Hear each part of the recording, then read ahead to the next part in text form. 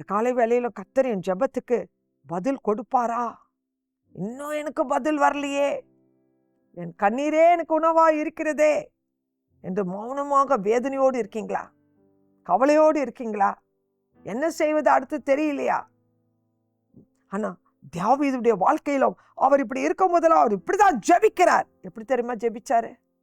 சங்கீதம் 39:12, கர்த்தாவே என் ஜெபத்தை கேட்டு என் கூப்பிடுதலுக்கு செவி கொடும், என் கண்ணீருக்கு மௌனமாயிராதேயும் என்று சொல்லி அவர் ஜெபிக்கிறார் பாருங்க.